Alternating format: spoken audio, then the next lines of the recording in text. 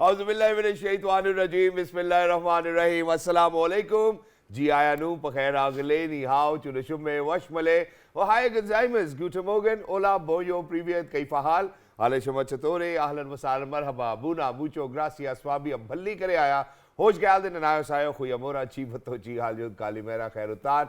And assalamu alaikum and a very warm welcome to everybody who's tuned into PTV World and are watching World this morning. Alongside my very well-learned colleague who happens to be Miss Haja Satti. I happen to be Shahzad Hassan Khan, and we hope and pray that everybody out there is doing wonderfully well and that you're ready to kickstart your day with us. But first things first, hello Haja, assalamu alaikum. How are you feeling today? Walaikum assalam, jazakallah khair. Thank you so much for introducing me. It's a fine morning in Islamabad, and we always love the beauty of Islamabad because it's very green, it's clean, and we hope and pray that it remains and stay the same because we don't want it to convert into a very extremely overly urbanized center where we see a shrinking forest cover and where we don't get to experience the nature as much. But talking about nature and talking about setting about the goals, so Shahzad is very goal-oriented, right? Because he talks a lot about goals and setting up shorter-term goals and then the longer-term goals and making sure about it that you achieve it. So what is it there about us? So Haja, very quickly before I move on towards goals, because, over the weekend I was actually in Karachi, I was working over there. Yes. And there was one thing which I felt over there, that was that I was a little relieved. So over here it's been too cold that we've been wearing 2 or 3 layers of clothes and whatnot. Yes. So as soon as I woke up in Karachi, I felt a little bit of freedom. I was like, thank God, man, because it wasn't too cold. But now finally, because we've always, me and Haja and our entire team have advocated about, how to kind of make sure that you have goals and then short term and long term. But there wasn't certainly a breakdown available for people, who can certainly just note it down and then kind of go by the book. So now, alhamdulillah, I think this year around 2024, I'm focusing more on goals and health. And that's what I have dedicated my year to, even though that I'm a person who's never had New Year resolutions. Because for me, it's just the change of the date as well. But for people who actually have a hard time figuring it out how to achieve their goals, first up, what you need to do is that you need to take a paper and you need to write goals on top of it. Just today, if you're out there, please make sure that you do that. Go get yourself a paper and a pen. So, write goals on top of it and then write 10 goals. And those 10 goals need to be in present tense, that I am earning, I am driving this car, so that's the power of manifestation. Once you do that, all you need to do is there's 7 steps, and in those 7 steps, write it down. It happens to be the first one. Set a deadline, for how long do you think that you will be working in that direction. Then make a list of all of those goals as well, organize, and then make a checklist whether I'm doing what I'm supposed to do or not. Then take action, and then towards the end, do something every single day which will lead you towards your goal, inshallah, one fine day. And don't forget to pray to Allah Almighty for you to be successful and for you to achieve your goals. And one thing I would like to add in this entire conversation is that these positive self-affirmations, they're very important. Like Shahzad mentioned, that you need to write it in a present tense, that I am earning, I am doing this, I am safe, I am loved, I am protected, etc., etc. And once you actually started repeating this mantra to yourself, you will feel that there is a positive shift in your attitude, in your behavior. And there are actually medical researches, or I would say researches written in or published in the peer-reviewed articles in the journals that have sustained this belief that the positive self-affirmations are always a better thinking, especially when you want to shift or change your behavior, because behavioral change is a very important and interesting aspect of the research, and it's very difficult to achieve because the changing behavior means that you have to squash out your old existing beliefs. And you have to unlearn and then relearn. Yes, in eradicating your old limiting beliefs is not an easy task because it requires a lot of efforts. It's not a very smooth process. You need to have a confrontation with yourself sometimes. You need to be honest with yourself. You have to criticize your own self. Exactly. And you have to see and then unsee those old patterns that you were observing inside you. But if you are ready to do that, it will always pay you off in a very good manner. Because in Islam, there is this concept that Allah subhanahu wa ta'ala says that mujhse jaisa guman karoge, mujhe waisa hi paoge, right? So this is the power of how you believe in yourself, because humans have an immense potential. And I always say that humans who are looking for the miracles in the outside world, they actually lies inside your heart, right? Exactly. So explore your heart first, and then you will find the answer. And But it's always your heart. You know, that's what Muhammad Ali says, that, you know, for you to be great, ladies and gentlemen, you need to have a great heart. But moving on now, you know, where you've actually spoken about how, you know, it is, you know, certainly very difficult for, you know, us as Pakistanis to change our habits. That's one thing. As a nation, collectively, if I'm going to talk about it, you know, for us to learn the kind of practices that we have been through, and then, you know, kind of develop a new one, which is more ethical, which is more moral. I think that's something which happens to be our responsibility. Now, imagine that back in 2021, I'm going to give you an example. You know, there was an announcement, public announcement made by the motorway authorities, and they said that every car is supposed to have a motorway tag on them. Oh, yes. Or otherwise, they won't be allowed or permitted to travel on the motorway. And that certainly, which kind of opened up my eyes that, hey, you know what, I really need to get my M tag. And, you know, we went over there, we got our M tag, and it's more of convenience as well. But unfortunately, till today, because just yesterday I was on the motorway myself, and I saw that there are still cash lanes out there. You know, why as a nation we certainly want to kind of pass through those deadlines and never be able to comply with what the government wants us to do is something we will be talking about, and particularly, specifically, we will be talking about MTAGs today, because we're very lucky that we've actually been joined by the Chief Operating Officer of One Network, Ms. Fatima Anila, over here with us. Assalamu alaikum, madam. Good morning. How are you feeling today? Walaikum assalam. Thank you very much. I'm feeling very much good. Thank you so much for joining us. Wonderful to have you. So I'm going to take you back in time. And before I take you back in time, please let our audiences, our Pakistani men and women know who drive that from 15th of January onwards, they won't be allowed to travel on the motorway if they do not have an M tag. Is that correct? Yes, yes. Okay. As per the announcement made by the National Highways Authority in Pakistan, the vehicles which do not have the M tag will not be allowed on the motorway. Why? Well, as a matter of fact, NHA and Pakistan government and people of Pakistan have actually invested a lot in making the motorways safer and motorways, you know, time convenient the and all experience this. is Quick, better. exactly. So when you have invested a lot, and at the same time, we have seen that when you're traveling to Islamabad to Lahore, it's 4 hours and four and a half hours of the travel time. If you stick to your speed limit. Yes, Yeah. and if you are when you reach to the Ravi Toll Plaza, you actually have to wait for at least, you used to have to wait for at least True. 1 hour or Especially two. when it's weekends, you know, people Exactly. are traveling back and forth. So what happening at that point in time, when you are sitting idle in your car, but your engine is, working, Yeah. so it's emitting. Yep. And we all have seen what is happening to the Lahore's Climate change. and climate, everything. Yes, environment, smog. and smog and everything. So in the context of that, back in 2021, it was ordered that the M tag is necessary, so that the vehicles who are reaching out to Ravi Toll Plaza should be passed through easily, without getting into exchange of cash. And so it's very common practice. When we reach to the toll plaza, then we start finding, where's the cash? The receipt? Where's the receipt? Where's the money? Yeah. Where's the cash? And then you stop in that lane for a certain time period. So introducing M tag and investing in the infrastructure that works behind the M tag is something that has been done in the past, and excessively done in the past on all the motorways, not just M2 or anyone.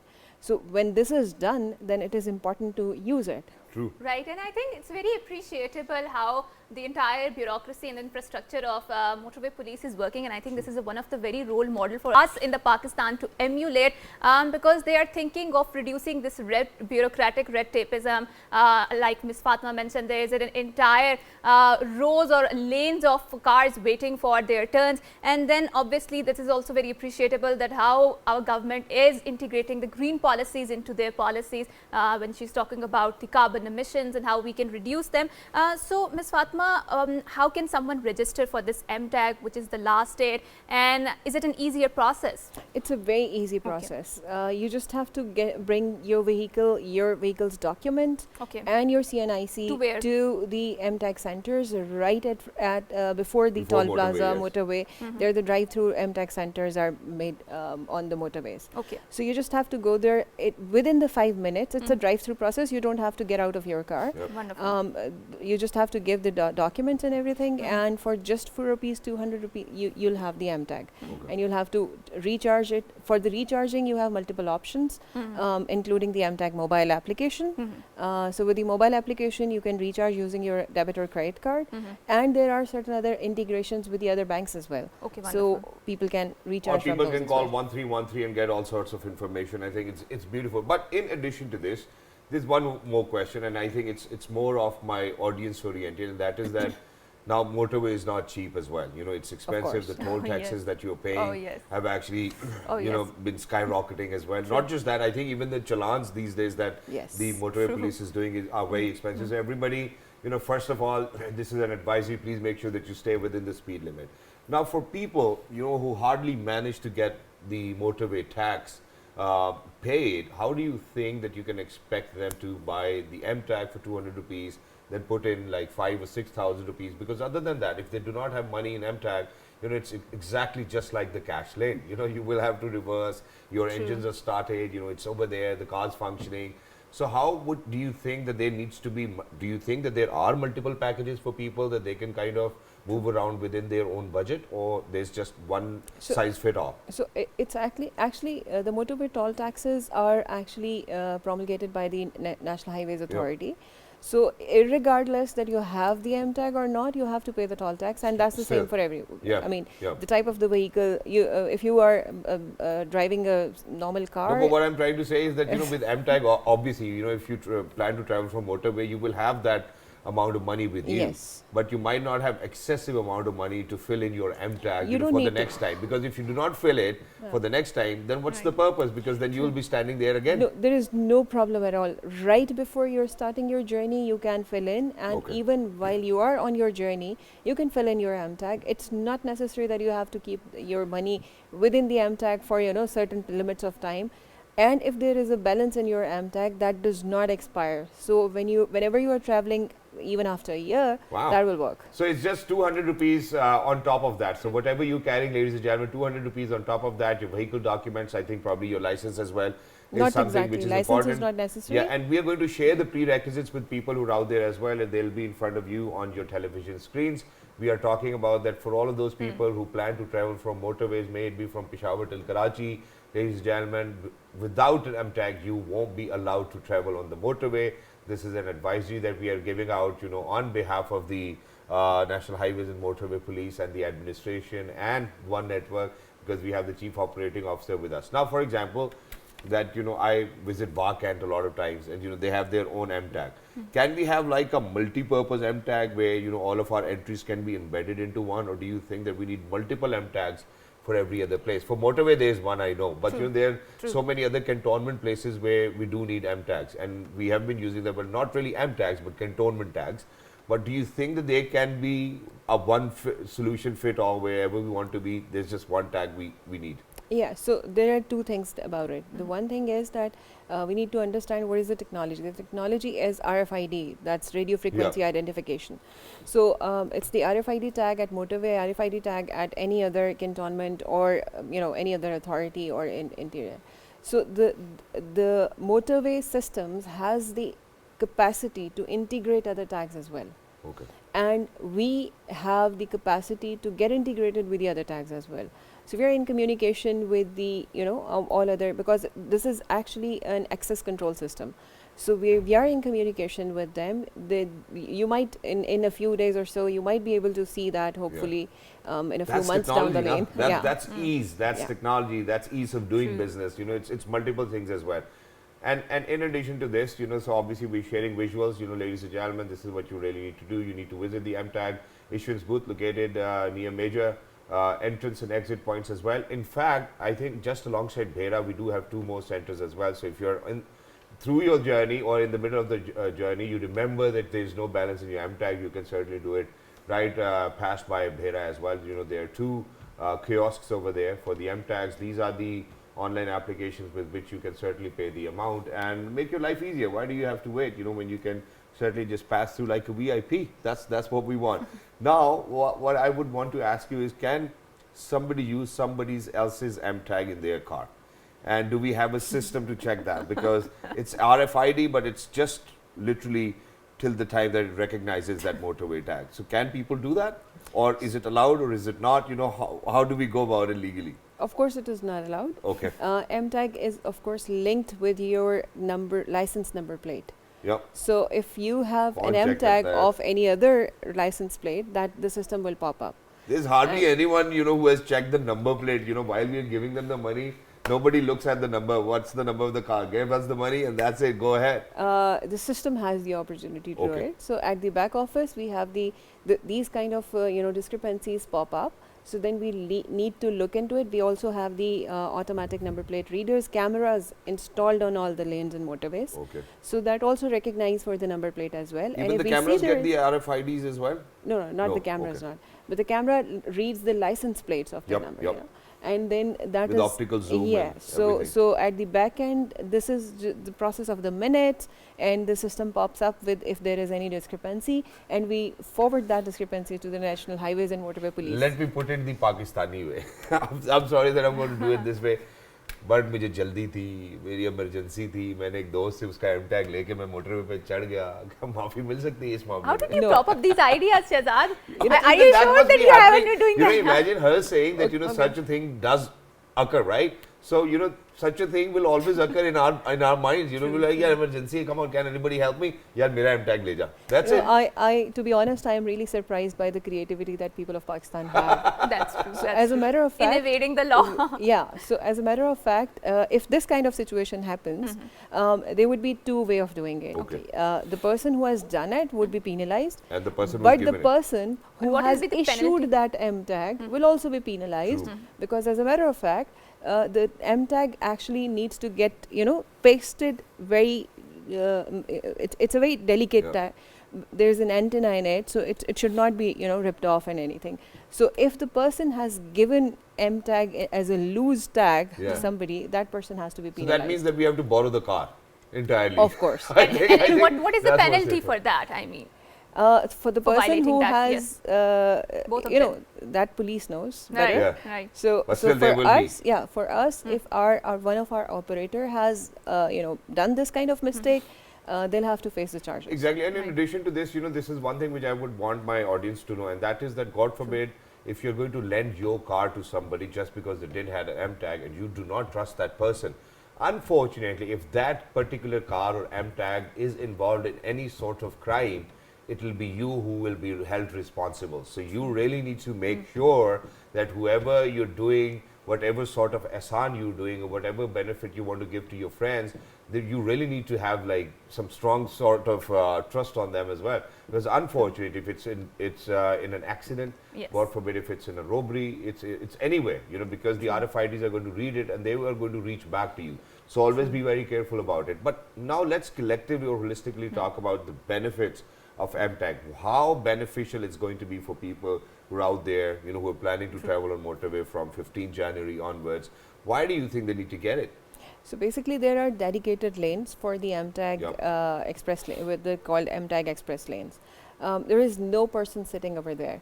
So you're very confident that whatever toll payments are being made, they are directly going to the National Exchequer Okay. as per the procedure, and they're not being handled by anyone where you have any kind of doubts on that what they're going to do with your money. And on top of it, you just pass through it within less than 5 seconds. Yeah. So it was the 5-second challenge that was given to One Network by the authorities. That look, when we started it off back in It's been a while now. 2020, so Yeah. back in 2020 when we started it off, we were just shown a video of some European countries' toll movement, and we were said this is the 5-second challenge that you have to make possible for Pakistan. Yeah. Right, And we right. were like, okay. It was challenging. Yeah, and that's exactly what's happening. For example, if you are Yes. traveling from Sharjah to Dubai, so everybody's got their tags. The money is going to be deducted. There are parts of motorway in England where it's a paid motorway as well. So over there you need it. It's great, to be very honest, and it's very convenient, especially on rushy days as well. So very quickly, do you think that there will be a time, because now let's talk about from where we are and how advanced the technology is going to get. For example, people are coming out with blue motorways where you drive your electric vehicle and it's going to Oh, get yes. charged as well. Yes. So when we talk about tax, do you think that in coming days for people who will be over speeding, there will be a deduction of the fine from their M tags straight away. Yes, that's Are we looking this at is that? in process. I yeah. don't know whether we should get M tags I think there or they've not. started that in Pakistan, Islamabad Yeah. too, because they are sending the e-challan. They're sending pictures as well, yes, man. yes. That's that something the which is proof, shocking. yeah, this was your car and at this particular time, and they're even recording the seconds of that. So imagine I was Yeah. okay. Let me share this with our audience. So I was in my sister's car. Yes. I had to rush towards work. I was getting late, and I didn't knew that my number was on the registration or whatever. True. And so I was just, I'm sorry, but I was running late, so I had to rush a little.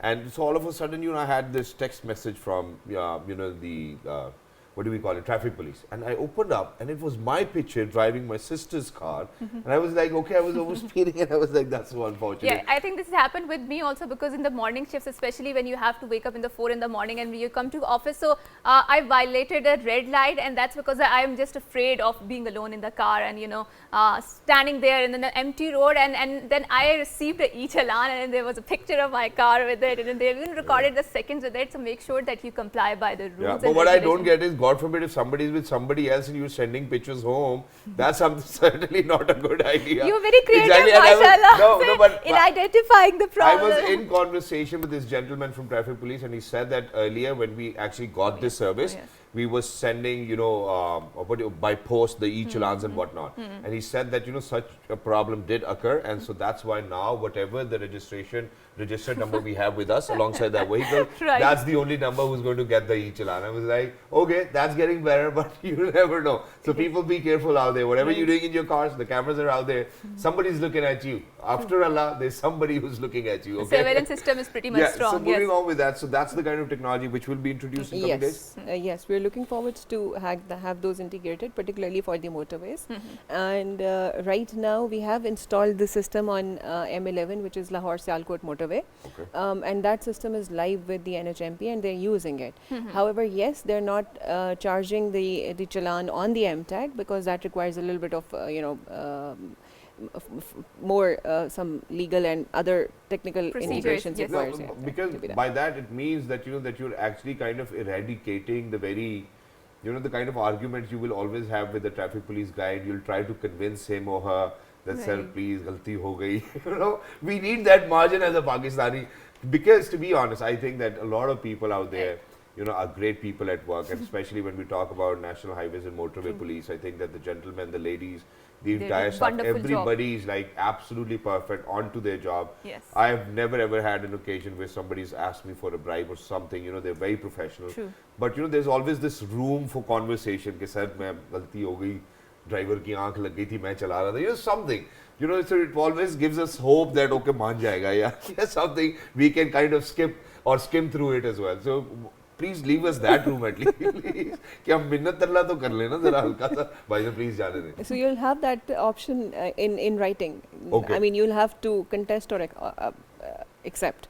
So when you're contesting, you may try it, but it Okay, depends. so you on- can give it. That's wonderful, and I think it always works, because we all have that what sort of the humanity and kindness inside us, right? We just Jaldi need gaya yaar, to explore it and explore it more. So what are some of the new projects that One Network is working on that too, related to the traffic plans and all of these ease that you're trying to bring in? So we are actually looking forward to introduce the automatic vehicle classification Okay. that is developed indigenously in Pakistan. Okay, wonderful. And Can you our explain it a bit? engineers, that's camera-based AVC, Okay. and taking care of all the weather conditions in Pakistan, Okay, like okay. fog and smog and everything. yes. That's a challenge. Which we could not have been able to find abroad. I mean, we could have, but would have to brought in that license. So we have a very talented human resource in Pakistan, so we thought that we should be doing it on our own. So we have done it in Wonderful. Pakistan. We're doing it, and once we're able to do it, then we would be able to actually send the M tags home like Dubai sends the Salik tags home, and people paste their tags on their vehicles themselves, because then they will come on the road, they will be classified, and they'll tag will be activated with the help of those systems. Wow. There are something we were looking forward to do that. There are other integrations as well with the banks, with other Right. Oh, wonderful. And in addition to this, Yes, there's yes. one last thing which I would love to ask, and that is that now when we see in the West, I'm very sorry that I have to give their example, but they are way ahead in terms of technology. We do see, you know, autopilot, which is certainly referred to as airplanes as well. But now we have cars which can drive themselves as well. So do you think that our technology sector or any of these individuals or these bodies who are out there to regulate, or the authorities, are working towards having such auto-driven or automatically driven cars around on motorways in coming days? So basically, that requires a two-way, upgradation, not only in vehicle but also on the infrastructure motorway, side. Yeah. So once the vehicles are coming in, we would be able to upgrade our systems with the required But what they're technology. doing is that they're upgrading their system and they're not waiting for the vehicles to come in. They're like, okay, we are upgraded, you know. So our system has actually have the capacity to be enabled with the RFID technology. But if the technology comes in as DSRC or any other technology, we would be able to upgrade that as well, because that's now the basics are all there. So But the legalities will change, right? So is somebody working on that too? uh, कि यार मैं तो चला ही नहीं रहा था, गाड़ी तो खुद चल रही थी. What can I do? You know, things like that. I think with the passage of time, we will have these questions answered, because with the technology, lots of things are changing, lots of procedures are evolving, and we will continue to see that evolution within our system too. So with that, we will say thank you to Ms. Fatma for coming. And great on our job show. done, you know, by One And Network, and for everybody yes, who's out there, yes. ladies and gentlemen. Yes. After 15th of January 2024, you won't be allowed on the motorway without a motorway tag. I think that's it. Please make sure that you get it as well. Thank you so much, Ms. Thank Fatma, you for so being much. with us. And for everybody who's out there, ladies and gentlemen, this is not the only thing that we need to look after. We need to look after ourselves. We need to look after our health, and only then we can certainly live a great life. How? That's something we will be talking about right after a short break. Don't go anywhere. We will be right back. yeah.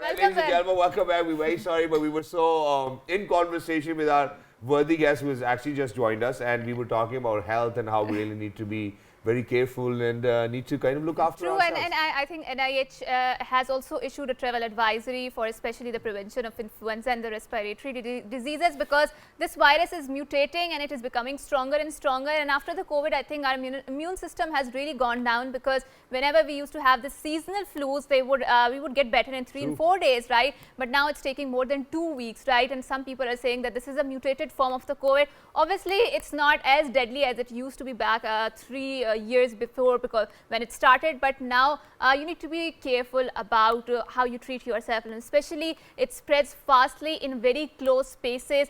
It thrives in that sort of environment, and be careful about how you protect yourself. Exactly. So, and this January is a month that we consider the month of the cervical cancer awareness. What exactly is the cervical cancer? And I think we have talked about this multiple times before on our show, that whenever the name cancer is evoked, it evokes a lots of fearful imageries in our mind, because we associate with the death, with the very fearful sort of treatment, with the chemotherapy. But is it preventable? What sorts of preventable, what do you call it, the cures that we have to treat it? And according to WHO website, there are it is the 6th most common cancer in the Eastern Mediterranean region, which particularly covers Pakistan too, and almost 89,900 deaths have occurred of the women because of this particular cancer. And Haja, in addition to that, what is very unfortunate is that these numbers happening from 2020, and 47,500 women have actually died from this disease. Now, let's talk about, or let's indulge into a conversation where we can spread awareness about whether, how does it happen, what are the causes, what are the early symptoms, and what sort of treatments are available, whether is it treatable or not. But the good news is that it is treatable. True. All you need to do is that you need to keep a good check on your health as well. And 93% of the time you can prevent this cancer. That's a very healthy statistic to look at it. How can we prevent it, and what exactly is the cervical cancer? We are very glad that we have been joined by a beauty with brains in our studio. She has graced us with her presence. She happens to be a consultant oncologist. She is Dr. Hirasim. Assalamu alaikum, Dr. Saiban. Thank you so much for coming to our show. Thank you so much for invitation. And you happen to be a consultant oncologist at Shifa International Hospital. It's wonderful to have you over here to speak about this issue. So first of all, what is cervical cancer? What causes it? So cervical cancer is basically cancer of the opening of the uterus, and it is as you said, that it is the 6th most common cancer in the world. But in women, it is one of the most common gynecological cancer. Okay. And among all the cancers, it is at number 4 in women. Right. So in women, breast cancer is at the top and the cervical cancer is at number 4. And Right. the most common cause in 90% of the cases, this is caused by a virus, which is human papilloma virus, Yes. What that we exactly commonly is that call virus? as HPV virus. Right. So human papilloma virus is a virus that can not only cause cervical cancer, but can also cause other cancers like oropharyngeal cancer, vaginal cancer, vulval cancer. So it is a virus that is transmitted through the secretions and mainly sexual contact. Right. So this virus has its many variants. There are 4 common variants which mainly cause cervical cancer, and which are mainly HPV 6, 8, 9 and 11. Right. So, And yeah. what are some of the common symptoms when you're talking about cervical cancer? Because we do hear this term that cervical problems, women are often going through it. And what is the particular age when you're vulnerable to it? Is it there is a particular age about it, Okay. especially in women? Yeah, so yes, we do see it mostly in elderly women, but it is Not restricted to them. Yes. yeah, but it is still not restricted to them, and we do see patients in young age as well. So the youngest patient I have treated with cervical cancer was 25 years of age. Okay. So she is very young. Okay. So basically, if you are premenopausal, if you have irregular periods, if you have heavy vaginal bleeding, or if you have intermenstrual bleeding, or if there is bleeding after sexual intercourse, or for postmenopausal women, if they have vaginal spotting after they have achieved their menopause at any point of time, or vaginal discharge which is foul smelling, and especially in advanced cases, women who ignore these symptoms and their cancer progresses, they can have lower abdominal pain, Right. and symptoms like frequent passing of urine and some abdominal cramps and pain, lower back pain. So these could all be the symptoms, and eventually in very advanced stages they can have weight loss, poor appetite, and Right. bone pains. And what are some of the treatment options that are available? Is it very expensive? And I think vaccination is available, right?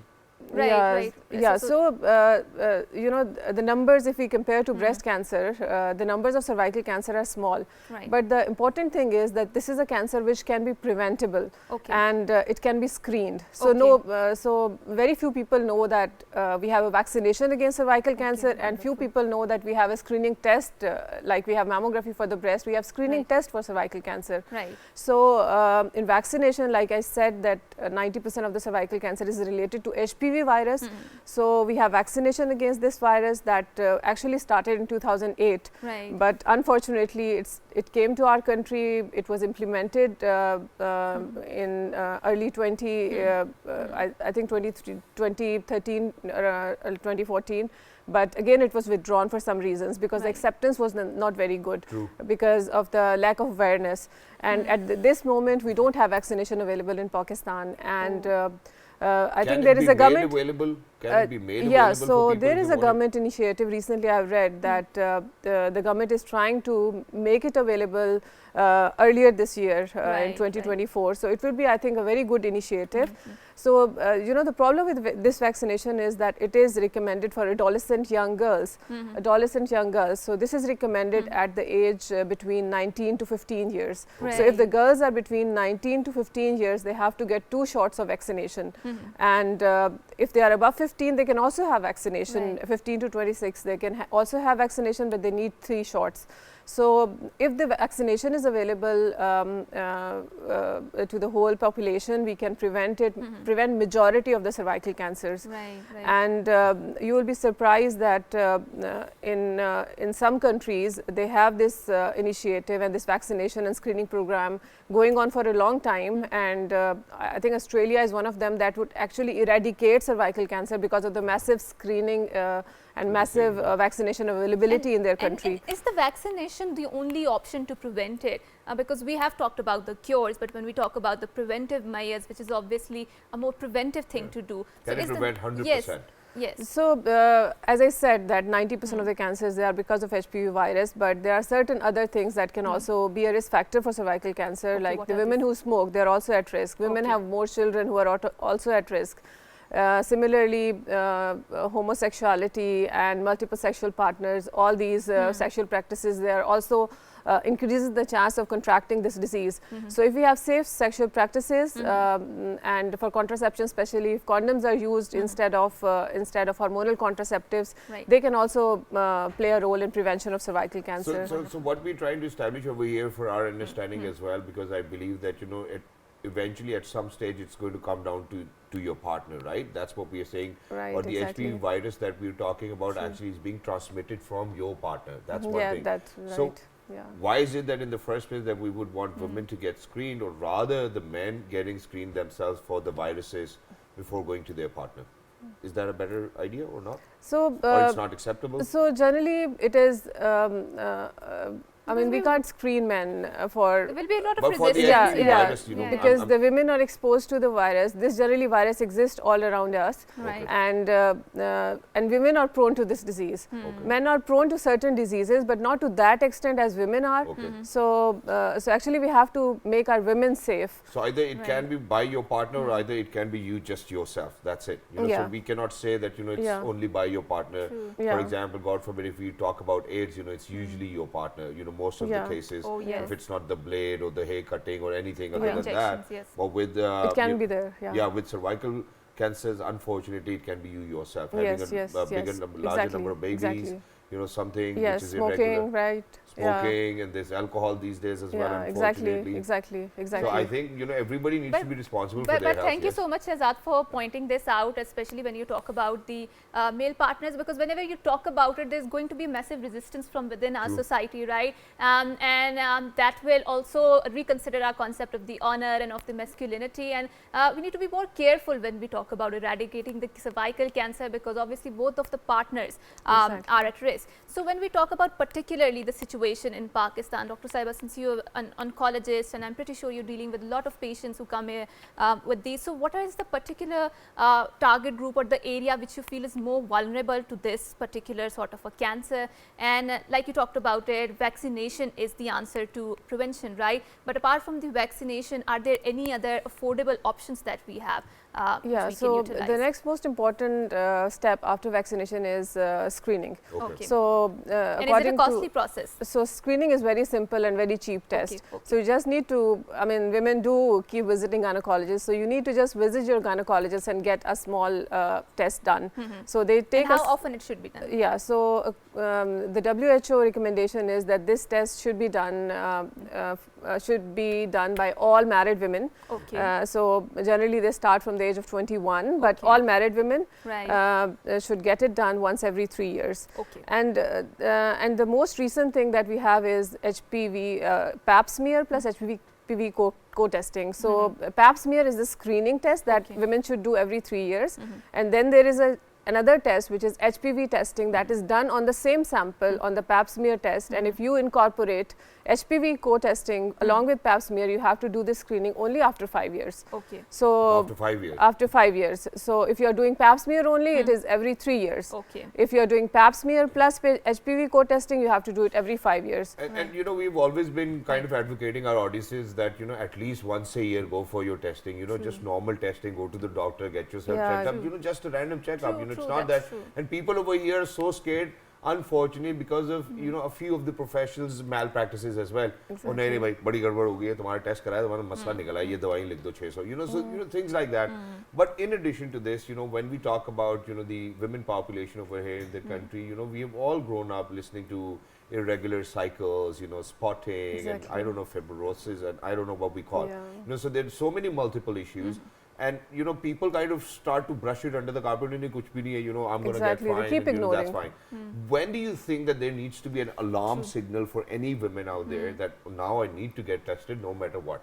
So if you have any symptoms, I've just mentioned all the symptoms that that can be you know, a sign of cervical cancer. So if you are having those symptoms and you have seen a doctor or you have taken some treatment and the treatment hasn't worked till 2 weeks, Yep.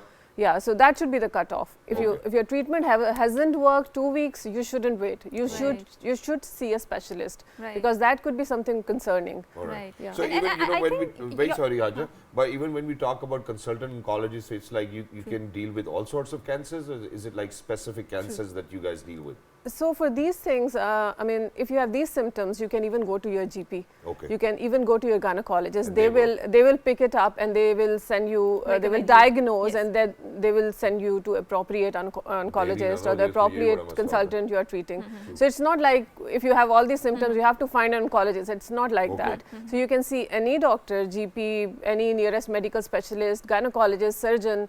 They can diagnose it, and then they can refer you to the appropriate specialist. Right, and I think, Shehzad, when you talk about the symptoms and the irregular spotting and all of these things, so your body is your biggest wellness coach, and it has a way of always communicating to you if something is not right, and ignoring all of this signal, I think, is the biggest injustice that you can do to yourself. So don't be lax about whatever your body is telling you. But now, Dr. Saiba, when someone gets the cancer, and like we talked about it before, that the word cancer evokes so much fear, I mean so much dread and fearful frightness inside us that you feel that this is just the end of the life. Anybody they want to get rid in a movie or a drama, they use the word cancer. And then the sort of support system that you have, especially in the family members, they always come up to you and they tell you that Falana member got this sort of cancer and they died afterwards. So that's a very insensitive way to approach this particular issue, for the right? people who actually suffer from cancer, how would they think? That's one thing I would want people to think about. Right. And how do you approach this topic? How do you counsel them? Because I think being a doctor, counseling is also an important aspect of your profession. And how do the people, the support system, need to approach this topic? Well, it is very unfortunate that that most of the patients that we see, they come in advanced stages, and the reasons are all like you have just mentioned, that they just keep on ignoring their symptoms, and they have those social issues, they're dealing, they have financial issues, social issues, nobody is able to bring them to the hospital, they don't have, they are fearful that the cost would be too high for the treatment, but they don't understand that if the cancer will keep progressing, the treatment will be even more expensive. So if they come to us at early stage, they can be cured with the minimal treatment. And with cervical cancer, the most important thing is that once a woman has this cancer, this is very sensitive to treatment. For like this cancer, if you have it between stage 1 to stage 3, you can cure it. Right. Wow. Yeah, and the chances of cure it are much higher than other cancers. 93%.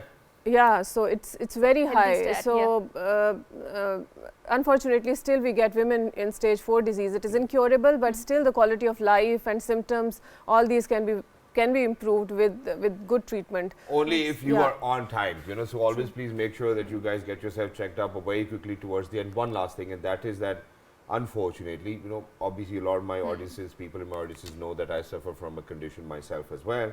But what I've seen that every time I go to the hospital to go see my doctor, I've seen the number of cancer patients increase rather than decrease, so there's always more people coming in. What is it that we are doing wrong, and what do you think as a doctor you would suggest that, probably our lifestyles, is it the habits, is it the food, what is contributing towards more number of cases every single year? I think it is a matter of everything you have just mentioned. So it's lifestyle. Our lifestyle is more sedentary these days. We are not active. We are overweight. Obesity is one of the major causes of cancers that we are dealing with these days. And then our food habits. Our food has changed completely in the past few decades.